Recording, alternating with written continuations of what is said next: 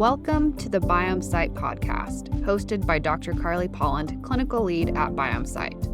Biomesight is an AI-driven wellness analytics platform with a primary focus on the gut microbiome as a leading indicator of wellness. Biomesight practitioners and medical experts join us to discuss the microbiome and 16S rRNA sequencing as it relates to health. This podcast is intended for practitioners and patients alike. We are spreading knowledge and sharing resources so we can improve our microbiomes and health using the latest technology.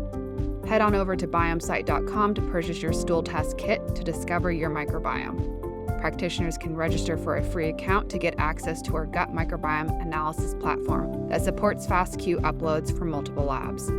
Please note this podcast series is not intended to diagnose or treat medical conditions. Ask your doctor before initiating any new treatments. In today's episode, we will be discussing the microbiome and autism spectrum disorder with Dr. Nicola Antonucci. In October 2006, when his daughter was diagnosed with autism spectrum disorder, Dr. Nicola Antonucci started studying and working with biomedical treatments of autism spectrum disorder using the knowledge of Autism Research Institute.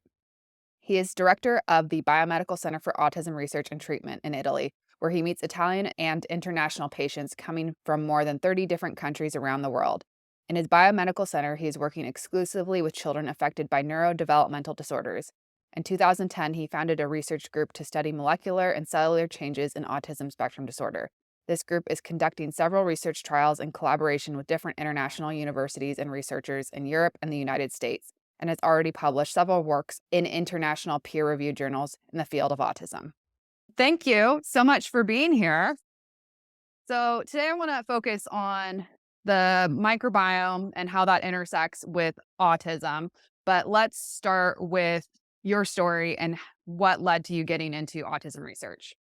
Yeah, so about 15 years ago, so it's been a very long time. I was just working for as adult psychiatrist for the adult patient in psychiatry department, and then suddenly my daughter, she was 2 years old. Before 2 years, she get incredible gastrointestinal problem, incredible here, really difficult to handle. And then start also to regress in terms of eye contact, understanding, receptive language.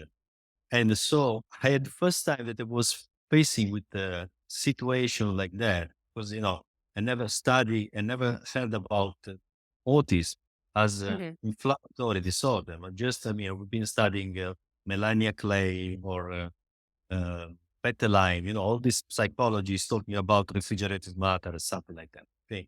So it was really shocking for me to understand it was incredible world of research and something what I could do for help my daughter.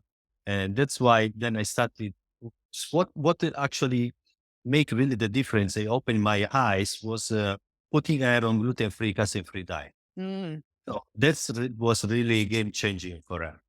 So then I realized that was something that I completely were ignoring until that moment. No one were telling nothing about that in during the university or even with my colleagues on neuropsychiatrists for such childhood. No one knows about that, or no one was telling about that. So that's why I decided to study more, and I also reached contact some doctors in USA. I moved to USA for a few weeks, and we did treatments, a hyperbaric chamber, and we try also detoxification and several treatments. Then step by step, I start to study and start to work only with children with autism. But even I leave the department of psychiatry and start only to make private practice for these children. So that's my story. That's why I've been studying, researching, and trying to find any solution under any stone on my pathway to try to help my daughter and at that point every children that I'm meeting every day. And now it's past 15 years in really long period. I hope, I hope to know now, to know at the time what I know now. And because over this year, so many new interesting interventions been developed, and we know so many things that can really make the difference in the life of these children. Oh, So as you can see, something I had to do also with the gastrointestinal problem. So I have been really studying, be more and more aware how to understand what is happening and how to treat them. yeah. I think doesn't the research say that up to like 80% of kids with autism are having gastrointestinal issues? That's correct. Yeah, which That's is a what lot we more know. frequent than neurotypical kids for sure. Yeah, exactly. And and actually, I mentioned the gluten-free, casein-free diet. It's my experience is working 80% of children. So Wow. 10 kids, they try the diet in 3, 4 weeks. 8 of them will see a difference. The most clear improvement are on eye contact, and they respond when you call them. It's Okay. like something is coming out from the eyes. They can finally see the environment around them. Okay. That's amazing. It's working so frequently. They are the most important. But I've seen children also start speaking with diet. For Interesting. sure, improvement behavior, is improving sleeping, pain, interactivity. And What that's a very important step of starting, I think. Yeah, what do you think is the mechanism behind that? Do you think it has to do with gluten upregulating zonulin, or what are your thoughts on how that's working? Yeah. So for sure, it's something that is happening in the environment, which is affecting these kids. Just a few weeks ago, the CDC have published a new rate of autism USA, which is 1 out of 36 kids. Mm, Just 2 years ago was 1 out of 46, and then was 1 out of 50. So there is an incredible increase of rate every year, more than 13%. So, and even if you go now on the CDC website or World Health Organization, when they talk about what is causing autism, they don't say anymore just genes, but they say environment. mhm. Fortunately, but I was surprised to read that. So it's Yeah, something that happened really recently. But when they have to mention which kind of environmental factor, they say, "Oh no, we don't know yet." Okay, yeah, so but surprisingly, it's very good that we can say now because they say that it's an environmental disorder. So we should claim for sure pesticide. There is a very strong correlation with pesticide and autism. In fact, the most affected population with autism is the North Korea and Japan, where they have incredible high rate of agrochemicals in the agriculture. Okay, so seems to be a very strong correlation. We can blame for sure pollution. There is a strong correlation with particulate matter intoxication, pollution, and the autism or heavy metals. Um, and for sure, there are also some medical practice. For example, using antibiotics very early in the life, too many antibiotics, or using or C-section, the practice of C-section has been increasing so much in the last few years, yeah. and say that only C-section can increase 2 times the risk of autism, Hmm. 4 times of ADHD, and then maybe also 5 times of allergies.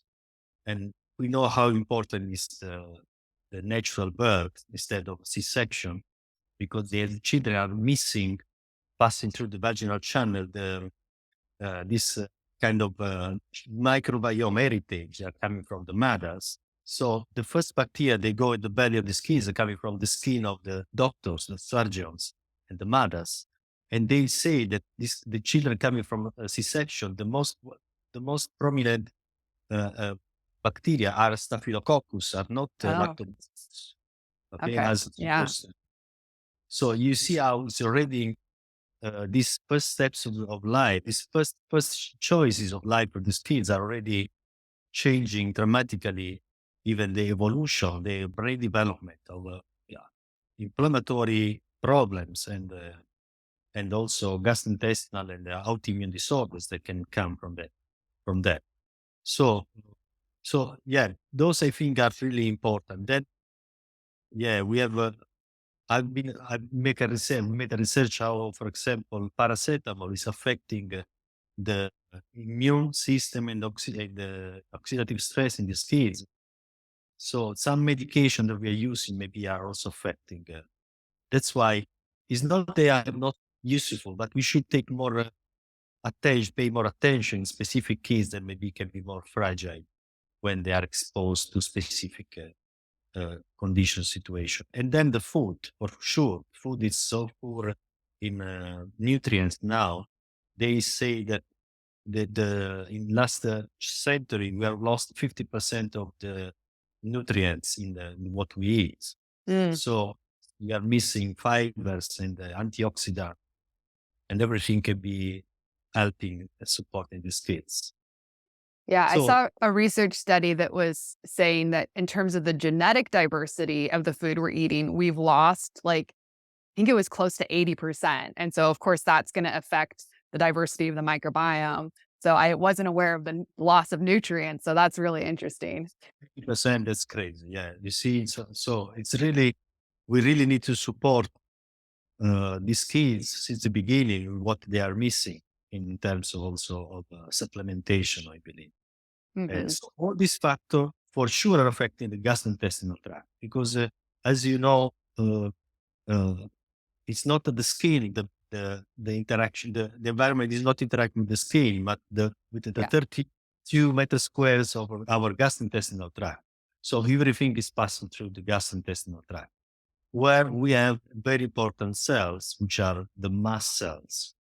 So seems to be really crucial the effect of mast cells in autism, even more of microglia, because you know how some toxin can affect. We have been thinking, for example, for many years that LPS were affecting microglia activation. Okay, Hmm. we have a lot of LPS. We can find high level of LPS in the blood of children with autism, like in Alzheimer's disease or in depression. So some different conditions that seems not connected with one each others, and uh, and they say that the most important step is what they are doing on the mast cell more than on microglia. In fact, in a mice model, if you neutralize, you switch off the mast cell activation, putting the chromoline, for example, the brain of the mice, and you inject LPS in the mice, they will not have microglia activation or brain inflammation. It was really shocking for me. So to see how important is these cells, which I think are the connection between environment and the brain inflammation, what is happening in the brain. So that's why I try to pay very much attention what we are doing in supporting the mast cells in the gut. Hmm. We can do many things using many different natural supplements and probiotics to do so. So, So in my experience with the mast cells in the gut, the small intestine microbiome seems to have a big role there. Are you seeing a lot of small intestinal bacterial overgrowth in your patients? yeah, that's something I've not seen very commonly. So Mm. it's not some. At least many of them are underdiagnosed. So we are not diagnosing very well there. But for sure, it's clear signs that you can see in these kids. They have this abdominal bloating, Yeah. and, very foggy, very hyperactive, can be very aggressive, and for sure they are very agitated after meals. Okay, Hmm. yeah, it's not something that you like to wait for 1 hour and to start maybe to work more on dysbiosis in the colon. But it's something they work immediately in. Yeah, I can see how the dysbiosis impacting these kids in terms of behaviors very clearly. And you can see then after you treat with rifaximin, in some of these Hmm. kids are really game changing. I bet. They Yeah.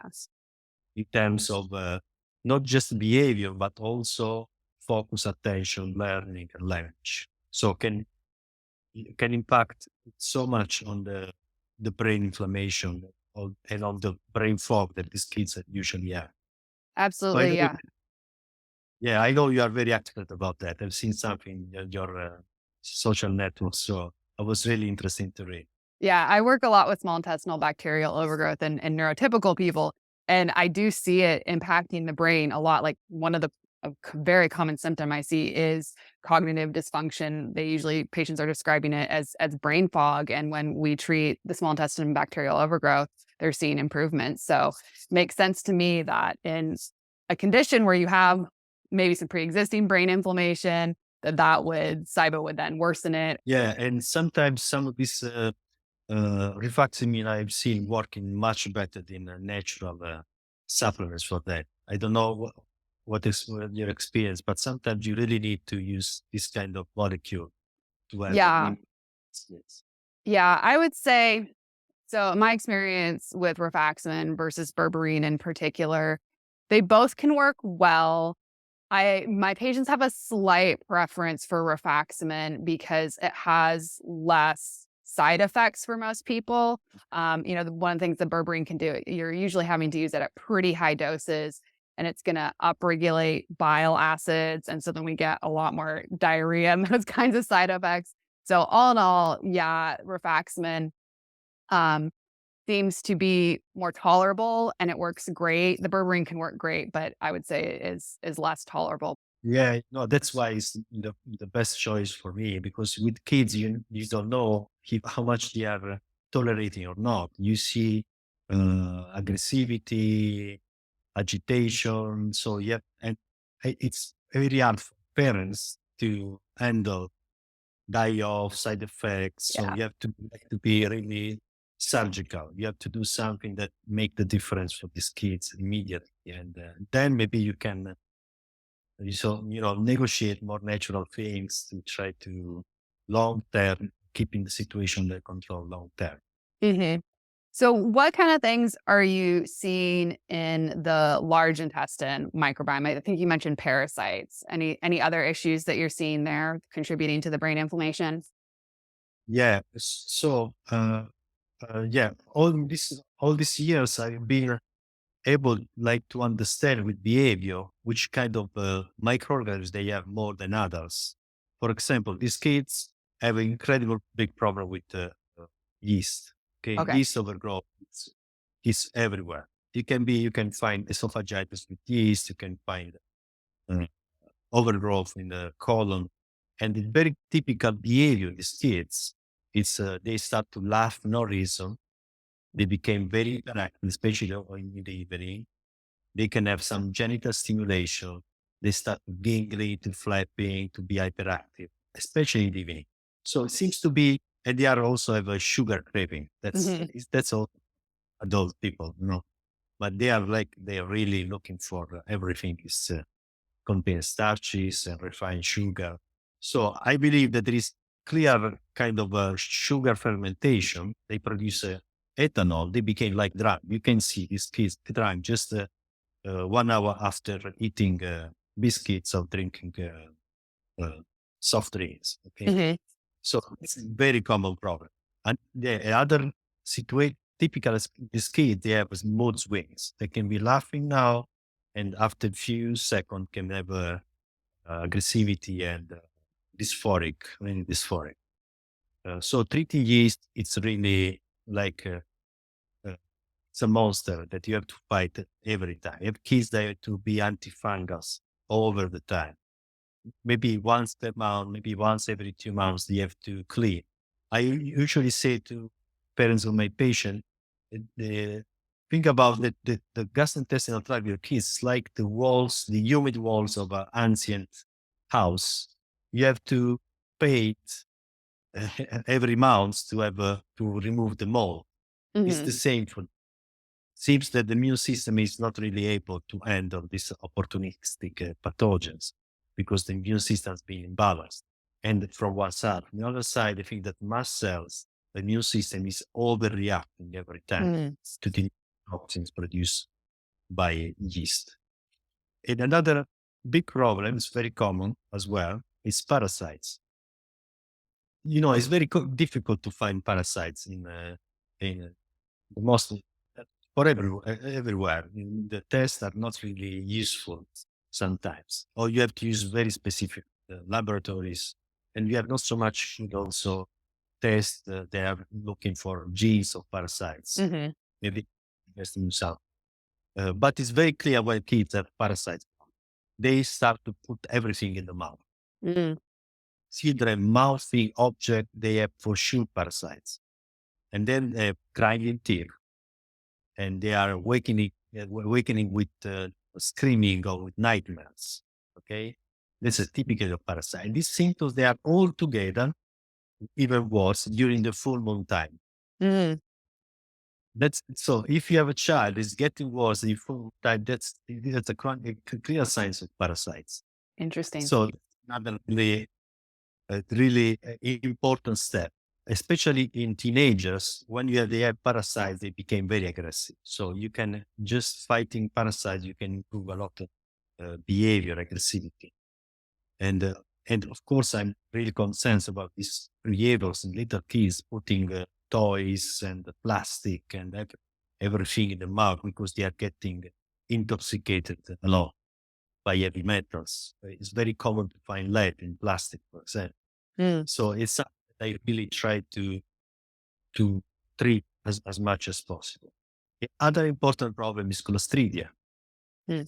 Clostridia. So the two pathogen that's the most important studies that have been done in autism field. It's a overgrowth of Clostridia and yeast.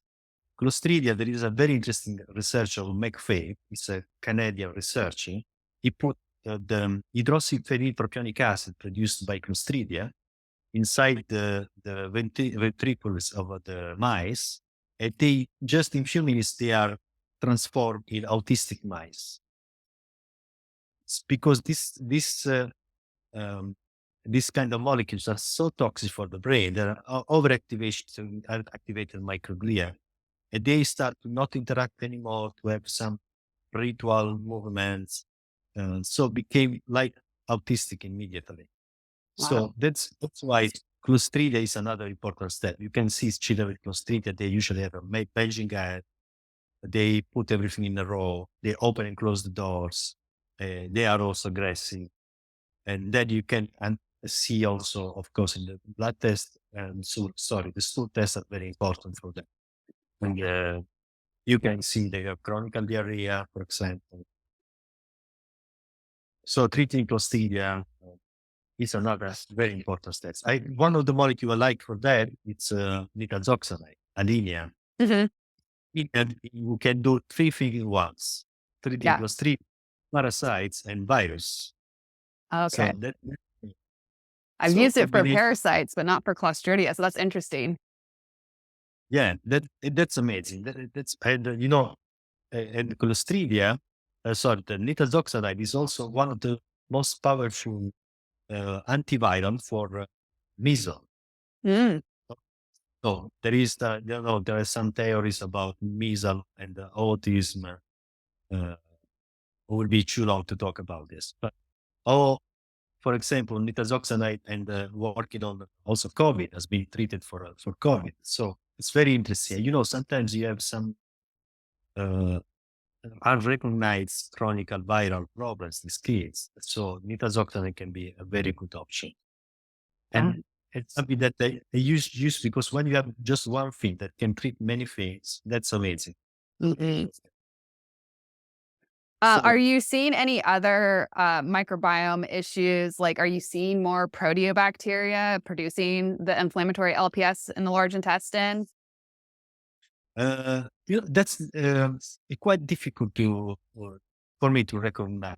Yeah, you can see overgrowth when you do the stool test. You can see the test is showing you that we can have this problem with the NPS producing bacteria, and, and the symptoms I try usually, to have a clinical view how this bacteria can be affecting these people. And the symptoms that usually we have is anxiety, a strong anxiety. They have overgrowth and of LPS producing bacteria. And in this case also, yeah, I try to use more likely antibiotics. But uh, I've been very good.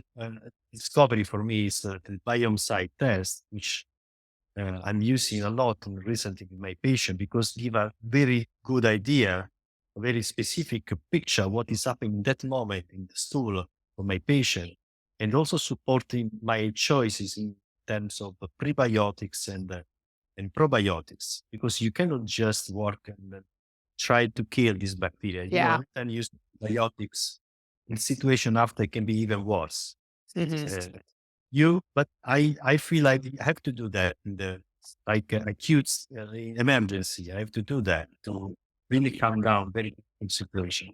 But then it's important work, very, very delicate work is to modulate the prebiotics and the probiotics for what we need to then balance the situation. Hmm. So that I try to do. That's really something new that I tried to learn recently to do in the best way. Hmm.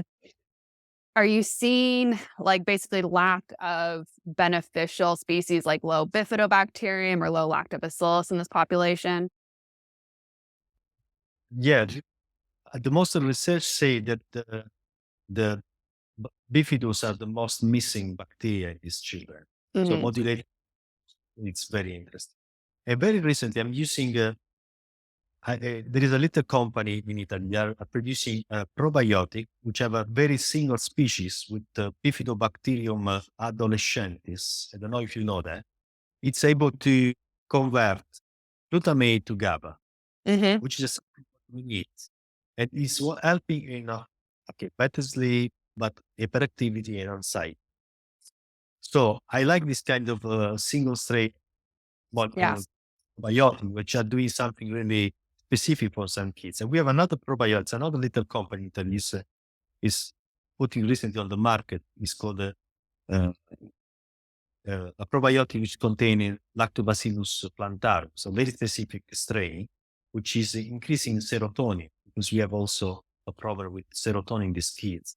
And some of the, some of kids are doing very well. Other kids, like you have really to find the right balance with this kind of probiotics. And of course, I use a lot of Saccharomyces boulardii for Clostridia, for yeast, Yeah. a lot of Bacillus coagulans, subtilis. This seems very useful when you struggling with probiotics in these kids, especially Yeah. when you have some fermentation. Uh, that's I that's I try what try to do.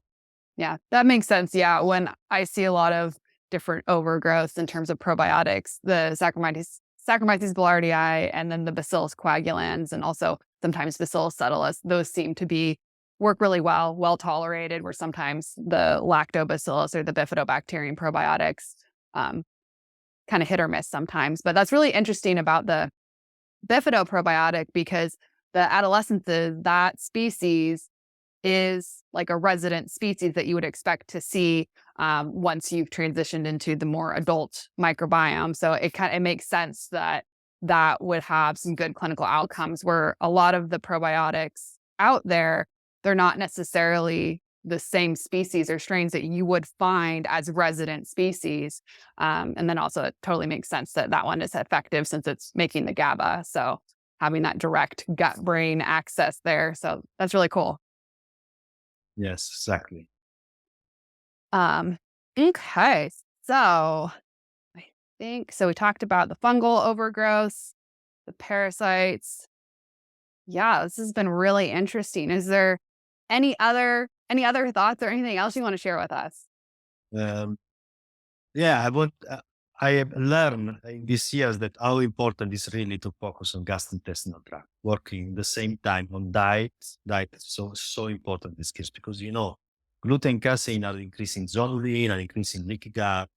So try my experience to get better in the gastrointestinal tract without taking care of the diet. It's really not it's not work that well as should be, and especially reducing starches and diet. So other kids that need also something specifically to focus on. Of course, reducing food that increasing muscle activation. So that's quite complicated work. So and gastrointestinal tract is just a part of the piece Yeah. because it has to work also directly on brain inflammation. I try to work also on detoxification because heavy metals are another very common problem in these kids. And so you really, it's I learned that you need a really complex strategy and you have to work on the in the same times with the different levels. I am the best picture for autism for me is Hydra, you know, the ancient monster with many heads. Yeah. And you are helpless. You cut one head, in other two heads are coming out. Okay. So that's what can happen with this kid. So you have to try to cut whole head at the same time if you want to win the match. So you want to over the problem. Okay, so you're usually working on the gut as well as heavy metals and um, directly targeting mast cells and brain inflammation, like all at once at the same time, just to try and cut off all the heads at once. I mean, you start progressively, yeah. Okay. So because when you have a child, they immediately tell you what are the main concerns, and when it is coming a child with hyperactivity, anxiety, rage, and you know that you have to do something on the gastrointestinal tract. Because Okay. when you fix it, you see child calmer, focused, and not and less steamy and less uh, hyperactivity. So when you see a child steamy, for me, it's coming from the gut. You have to focus on that, and then and then you can work more on language, cognitive skills, understanding, using everything we know now. Even I use even Alzheimer's medication because some kids are so effective in reducing brain inflammation. And then we use, all the supplements for oxidative stress from B complex, B12, and omega 3s. Sometimes you have to need to be careful with this supplement because they can feeding the parasite and the Mm, bacteria. Many kids are not tolerating B complex and B12 because they're feeding bacteria, and they mm, even get worse, more anxious, more agitated. So it's really a puzzle that you have to put together step by step, and it's time. mhm. But really, many kids are getting so well that, and my best joy is for me removing antipsychotic medications, especially in teenagers. Yeah. That that's really make me uh, very grateful for this work because it's really, putting the dust under the carpet when you use antipsychotic medication for these kids. Means that you are not understanding really the level of pain and inflammation that these kids are trying to express into the behavior.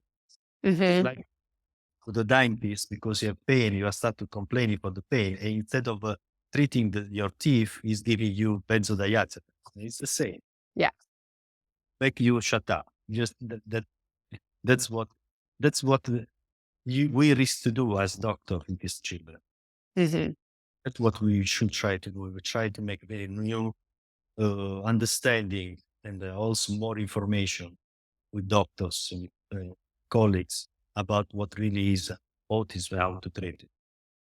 Absolutely. Yeah. And like you've been saying, not just focus on the external symptoms, but think about what's underneath that. What's really going on? What is it that we actually have to fix so that we can then have a nice domino effect and all of those symptoms will improve without directly targeting them? Exactly. That's what we should do. Yeah. So do you find that more often than not, you are starting with focusing on the gut health first? Yeah, usually, yes. I mean, of course, it depends how much the symptoms are Yeah. focused, bringing my attention to the gastrointestinal tract. But I'm trying even starting with diet or probiotics, or even with kids that have not clear signs symptoms of uh, of gastrointestinal inflammation.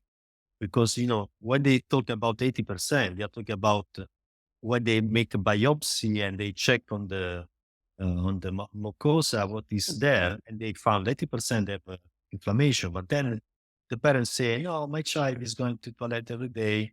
He's fine, sleeping well, he's not complaining anything." And then we have muscle activation, we have some symptoms of dysbiosis, and so yeah, for me, it's really first step for everyone. Yeah, that makes sense for my autoimmune patients. even if they're not having too many symptoms in their gut, usually the first step is the gut. And then we do see like systemic symptoms improving or antibodies going down, things like that. So yeah, started the gut definitely makes sense for addressing inflammation. Um, in terms of how big of an impact the gut has on the symptom profile, what are your thoughts there? I imagine it, depends somewhat on the individual, but are you seeing like 25% improvement in symptoms, 50%? What is the overall Uh, feeling of the impact? yeah, I mean, I think it's 50% is coming from fixing the gastrointestinal tract because then that will give you immediate results. Because you see a child uh, hyperactive, agitated, aggressive, just finally smiling because they are not in pain anymore. So it's really life changing for the family as well. That you see coming from a child, you can even not sitting and talk with you, the child is already jumping on the walls. Okay, so because they are not cannot be focused, they cannot be sitting because something is really burning inside their body. Hmm. So once you do that, we are really doing and I think first thing is removing the pain from these kids. Okay, make they feel better physically, Yeah. and then second step is working on language. Try to push the language. Try to push the cognitive level, focus, attention, understanding, learning. But first of all, is putting the condition is keys to be happy, even if they are simpler, more simple than other people, Hmm. because we're missing in them first step of development at any age. That can work in any age. You don't need Yeah. to be years old. You can be even 20 years old and be in pain, not able to communicate that you are suffering or something in your body. Okay. So definitely, it's really the first step for everyone.